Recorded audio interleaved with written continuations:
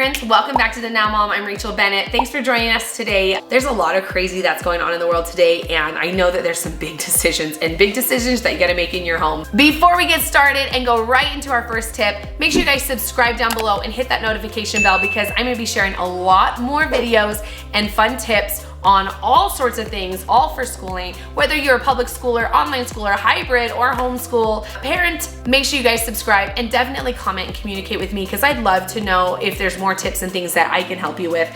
Again, I'm not the expert, but we're all trying here, and I have 5-6 years of homeschooling under my belt as well as multiple years of public school back and forth. So let's get started. Today I'm gonna be sharing how you're gonna go from like a stay-at-home mom to basically a school teacher. Now, there's many decisions that you're gonna be having to make right now, and if you are one of these people, this video is for you. If you're someone that is going to be doing a hybrid system where your kids are gonna go to school and then they're gonna do some online school at home. Or another option is if you're gonna be doing online school, that means you're gonna be taking whatever the public school offers and you're gonna be doing that online but at home. Or maybe the third option you're gonna be doing is homeschool, where you are choosing the curriculum for your child. Whatever you do, even if it's an online curriculum or books or whatever, you're gonna be choosing that curriculum, that's homeschool. So if you're one of those three people right now, I'm gonna be sharing with you some of my tips. So I personally have done it all. I was public school, and when we had children, I did public school. Then I also pulled them out and I did some homeschool. And during homeschool, we did a lot of online school. We did some books as well as like online. I did full curriculums online. I did full home with books. Then we moved, we put the kids back in school. So they went back to public school. And then about 3 or 4 years ago, we pulled them out from public school and we did homeschool again. So we've kind of done it all. I think under my belt, I have about 5-6 years of homeschool that we've done with our children, and a lot of years as well as in public school. So I'm here to help you kind of transition, because I've done that transition multiple times and it's hard. It's hard to go from one to the other and figure out kind of like how things are gonna go at home, how things are gonna go with your children. So I've got some tips that I've learned throughout the years I wanted to share with you. A lot of people have asked me some questions, so I'm gonna be answering questions that you guys have asked on the Instagram, either at the Now Mom or at Rach Bennett. And you can follow me there. I do a lot of tips on how I do stuff throughout our day, all associated with schooling at home.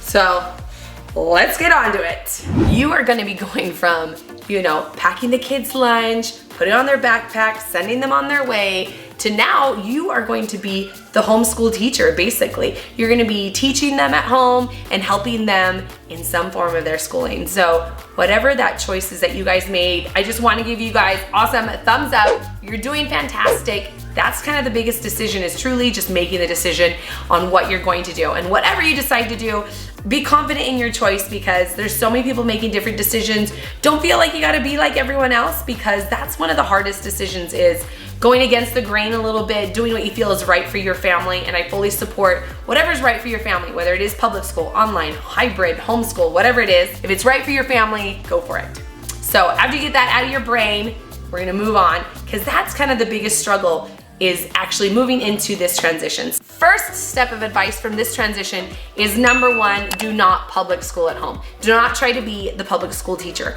Don't try to mimic what maybe the public school teachers are doing. They are trained to teach multiple children, lots of children in a group setting.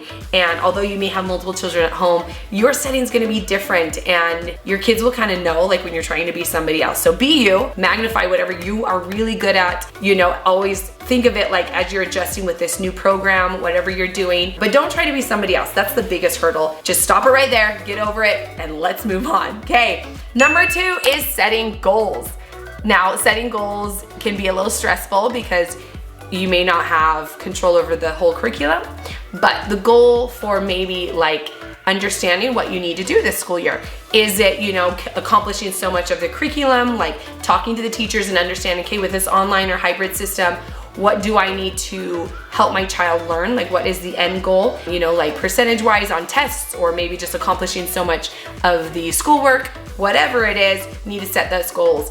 If you're a homeschooler, you're gonna have a totally different goal setting situation, where you might wanna sit down with your kids and try to understand like what are their goals to learn, or what's your goal, your overall goal as a family with homeschooling. So I'm gonna share mine. When we started homeschooling, I decided that tests scores and things like that were not important to me. And what I wanted them to do is I wanted them to be a self-starter, and I wanted them to love to learn.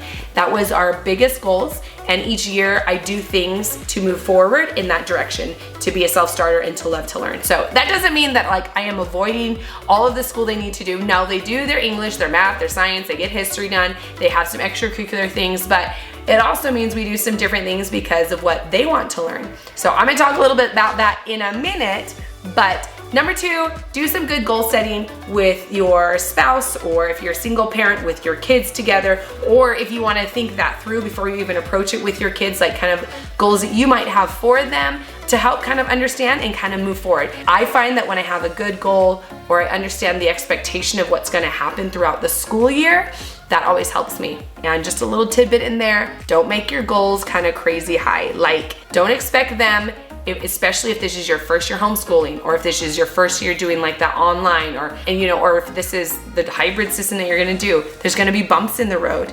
There's gonna be some hard times where they're unsure, where you're unsure. So I would not expect a crazy high like expectation for your goal, because that's what's gonna cause a lot more stress. So set a realistic goal. Obviously, like, shoot high, definitely shoot high, but just leave a little bit like leeway for some flexibility in case things happen, extra stresses in the family, or this emotionally transitioning for the children to homeschool or to online or hybrid or whatever. Just remember that. And yeah, that's number 2, goals. Okay, it is time to get into some of the nitty-gritty parts of the actual schooling. So transitioning, again, give yourself some breathers, understand that your children need breathers, and each kid's gonna take their stress in a whole different way, because if this is a whole new world for everybody, like this is your first year homeschooling as a parent, it's their first year homeschooling as a kid, it's gonna be kind of hard. So this is a good way to start your day every single day. So number 1, get up and make your bed. Now, I have my kids make their bed, and I'm gonna tell you, I'm not perfect. Not every day does everyone make their bed, but that is the goal. Number 1, like every single day, I say, okay guys, remember, before you come upstairs, we make our bed and we get dressed so we can start our day, and you've already accomplished something. Making your bed, I've heard it many different times, especially in the military where they're required to make their bed. That's the first thing they do, and then guess what? Goal accomplished. Check mark, you did it guys, you did first thing on your list. That's important. Make your bed. Number 3, we're getting into the things that are gonna really help them physically transition. So helping your kids physically transition into schooling at home, again, whether it's online, hybrid, or homeschool, I like to start my day off right. So I encourage my kids to make their bed. Now, making their bed, as said, in the military, honestly, they are required to make their bed because it's the first thing that you did to accomplish one of your tasks today. So you already have that confidence. I got something done today. I made my bed. And let's be honest, when I don't make my bed, I like stare at it and I'm like, oh my gosh. And I keep thinking, oh, I have to get that done, I have to get that done. And then it's like bedtime and I get back in my bed. But if I make my bed, I feel a lot better about myself. So you want to move your children towards a self-starting, especially if they're schooling at home. They need to learn to be able to kind of regulate themselves and move through the program, with or without you. So sometimes if you have a lot younger kids, you're gonna need to physically be there right next to them and helping them, get whatever school done that they need to, whether it's in books or online. When they're a little bit older, you're hoping that they can just do it by themselves, where they can go, all right, these are my tasks for the day. Whether the teacher at public school is telling them, here's their online curriculum for the day and they need to do that, or whether they have to, go through your curriculum because you're homeschooling. Whatever you're doing, you want them to learn to get to their list and learn what they need to do to kind of move through this homeschool situation that you're going through now. So I'm gonna say making their bed is their first step to being a self-starter, and I fully encourage that. All right, the number 4 thing for this transition is their personal goals. Now, we talked about goals earlier, but that's for you as a parent. Now, for your kids, you want to find out what their goals are for school. So even if they are doing this online school, what if they wanted to learn something different, like a little bit extra? So maybe you can add an extra curriculum on there or an elective. Now, I am unsure if your public school is gonna have those options, but this is definitely a talk that you need to have, is what are their passions? What are their goals? What drives them?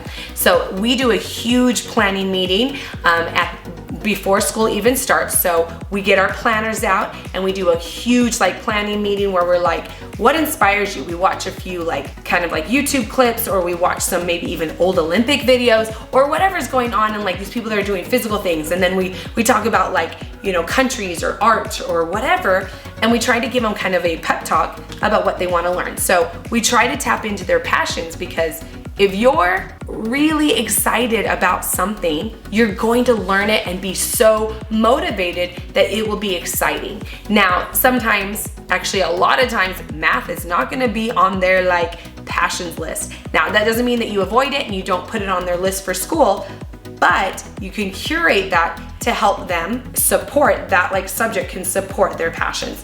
So a lot of my kids, we have the basic reading, you know, like language arts or literature and math that they have to do all the time. And a lot of their electives are curated to what they are excited about. So last year, Shay was learning all about Switzerland. He wanted to learn all about the Swiss people, their history, everything that happened. So a lot of his electives kind of revolved around that. So he learned about the history of Switzerland. And this was a lot of, you know, his history as well as some of his literature, because he was reading a lot of books that revolved around that kind of their country's history, their people, what was like maybe famous artists, and you can incorporate art right there, as well as science, like maybe famous scientists or things that were discovered in this country or inventions or whatever happened. This is a really good way to pull in that passion and pull in the subjects that you need to follow up with. Now, a lot of times these things can only work with the homeschool situation, but maybe if you're doing a hybrid where your child is learning math and English and some of the basics at public school, or you're learning those things online, you can even just support these electives at home. So think about that, write down the passions, because it's really also fun to kind of reflect later on in the year and go, did we learn about that? Was that really fun? And truly, if you can light that inspiration. And there's a good quote from the Thomas Jefferson Education. That's a form of teaching. If you want to check out Thomas Jefferson Education, TJED, they have a quote from Thomas Jefferson, which is inspire, not require. So if you can inspire your children to be excited about any kind of subject, so about Switzerland, or maybe it's Wyatt who wants to learn about France, or maybe it's Raquel who wants to do science projects. If it's something like that, the other subjects will just kind of fall into place a lot easier. So number 4, get those passions written down and get them excited. Number 5 tip is your routine. Now, this one is a really, really big one to help your children and you maybe find a good flow of how you will school. A lot of times, a lot of people think it is best to start at the beginning of the day. I totally agree with that. I love starting at the beginning of the day, getting my day done. Obviously, if you maybe are a family that sleeps in, maybe you're gonna start a little bit later.